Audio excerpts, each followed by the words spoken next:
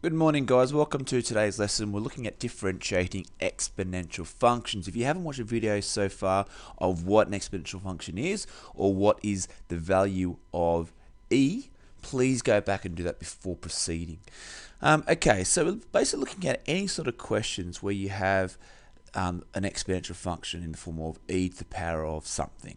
Okay, and for the power of something for a general form, I'm going to put f of x. So it could be like 2x, it could be 5, it could be 3x, it could just be x. Okay, but generally if we have something in terms of y equals e to the power of f of x, then if I want to find the derivative of that, so my dy dx, we're going to derive whatever the power is. Okay, so we're going to do f dash x, and then I'm going to have remaining that function again, e to the power of f of x. Now I know that might look a little bit challenging, but trust me, this is actually really straightforward. You have something like this, just y is equal to the e to the power of x. Okay, then if I do y dash or dy dx, well, I'm going to find the derivative of x, which is just 1. And then I've got e to the power of x. That's just going to simplify just to be e to the power of x. And actually, when you find the derivative of e to the power of x, it's actually just e to the power of x for that particular instance.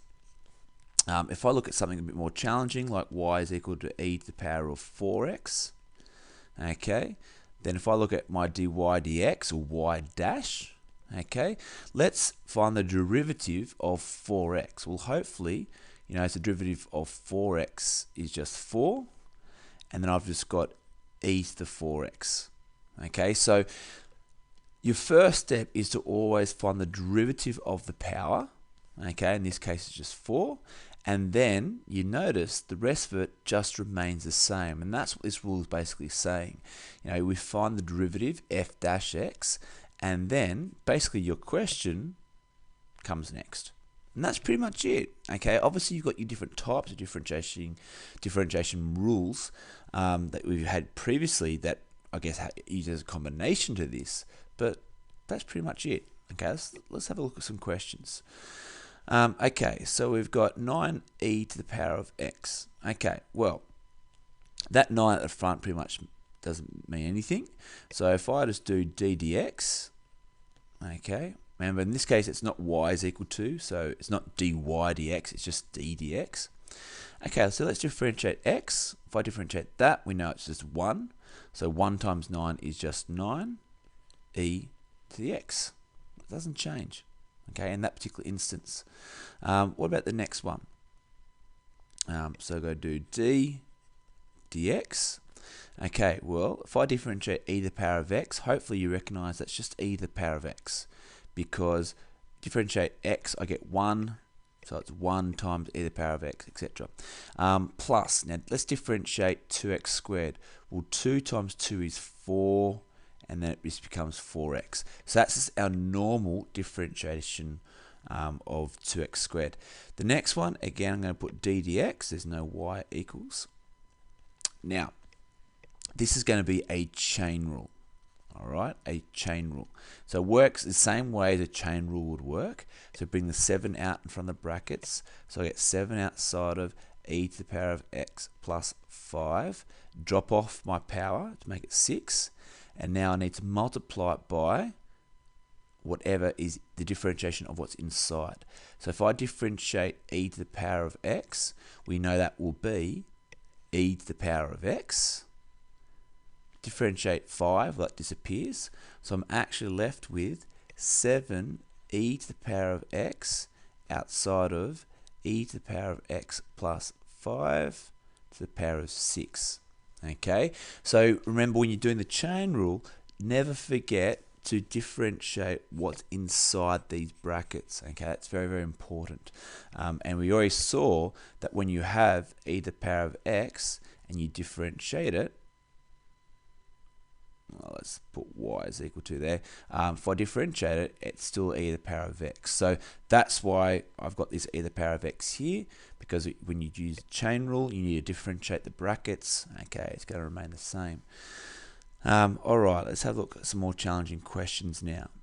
So e to the power of 7x. Okay, so if I do d dx, is equal to, so let's differentiate 7x, well, we get 7, and then it's just e to the 7x. Okay, that's it. All right, next one, d dx. Okay, if I differentiate x squared, we get 2x. If I differentiate 2x, I get 2.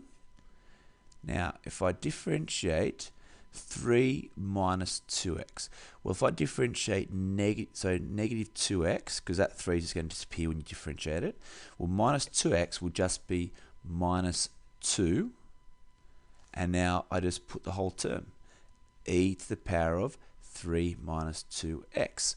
Now, I could rewrite that a little bit and just put 2x plus 2 minus 2e 3 minus 2x that way. And I could, even if I wanted to, factorize a 2 out of it and put brackets x plus 1 minus e 3 minus 2x, just using your usual sort of rules. Okay, the very last one for this particular example is a product rule. All right, because I got one term multiplied by another term. They've both got x's in them, so they're two separate terms. So I'm going to be using my VUV rule, VU dash plus UV dash. If you can't remember your differentiation rules, please go back and watch that video. So I'm going to use this as my U and this is my V. Okay, some people like to rewrite their rules and such as U equals x to the power of 4, U dash equals 4x, V is equal to, in this case it's e to the power of 2x, V dash would equal, well, if I differentiate 2x I get 2, and then it's just e to the 2x.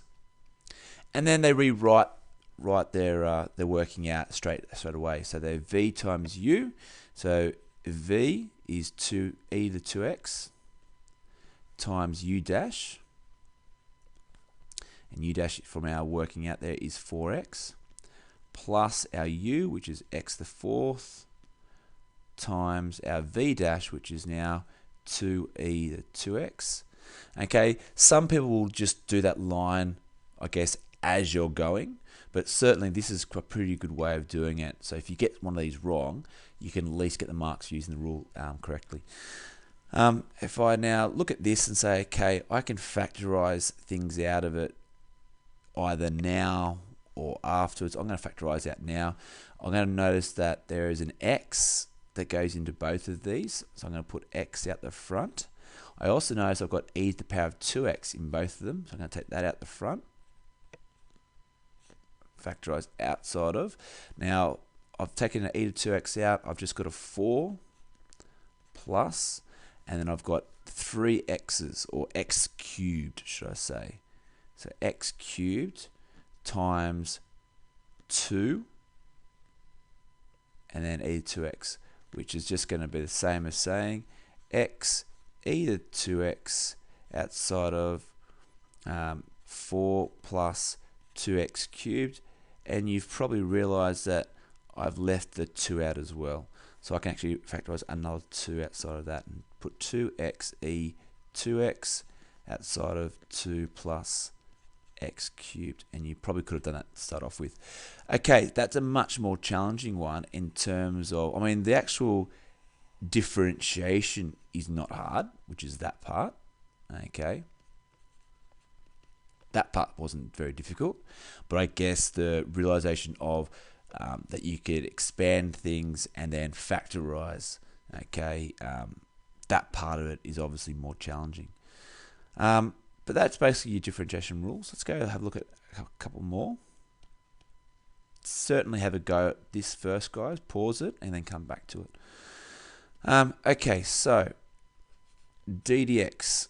Again, there's no y equals there, so it's just simply d dx.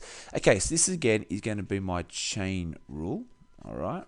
So my chain rule, bring the 7 down outside of e to the power of 2x plus 7. Drop an indice off to the power of 6. But now I need to times it by and differentiate inside the brackets. Well, if I differentiate e to the power of 2x, well, differentiate 2x makes just 2, and then it's just e to the 2x. Okay, I'm now going to simplify. 7 times 2 is 14e to the 2x, outside of e to 2x plus 7 to the power of 6, and actually that's just it. There's nothing else I need to do. Okay, that's pretty much straightforward. Okay, cool. Alright, the next one. If f of x is equal to 4x cubed plus 2x squared minus 1 over e to the power of 2x, find f double dash. Alright, so what I'm going to do to start off with, I'm just going to rewrite f of x and put it as 4x cubed plus 2x squared minus e to the power of negative 2x. Okay, I've just rewritten it in index form. So it's e to the power of negative 2x, so that whole thing would go underneath as you've got there. Okay, so now I can find f dash x and then f double dash. Alright, so if I derive this, we get 3 times 4 is 12x squared, just normal differentiation rules that is, plus 2 times 2 is 4x, normal differentiation rules. Now, this is the hard part.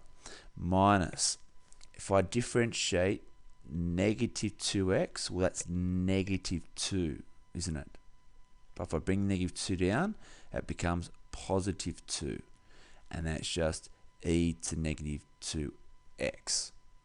Okay, hopefully you recognize that if I've got e to negative 2x and I differentiate that, it makes it negative 2 e to negative 2x. Okay, and that just makes it negative, double negative makes it positive.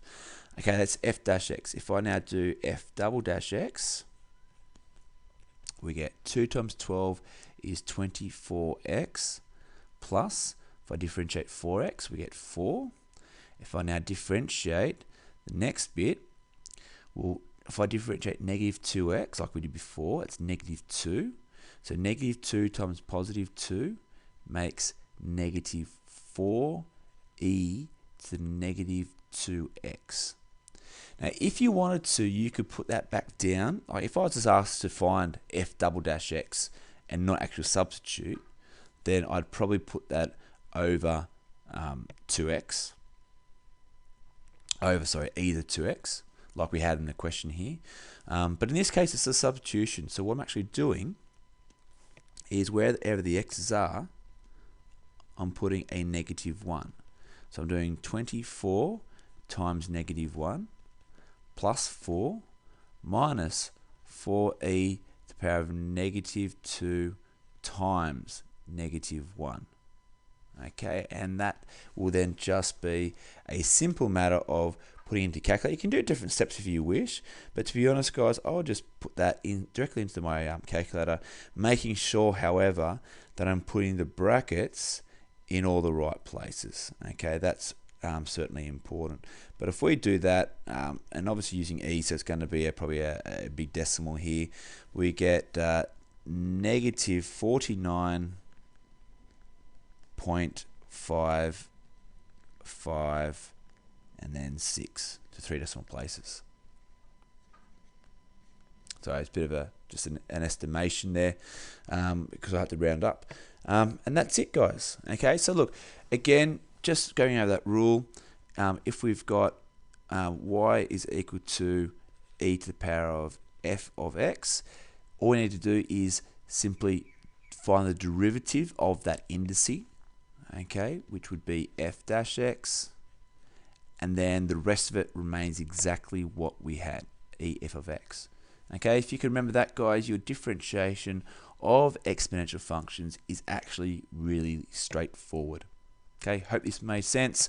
I think this corresponds with exercise 4.1 and exercise 4.2 of the red book for my Year 12 HSC course. Have a great day, guys.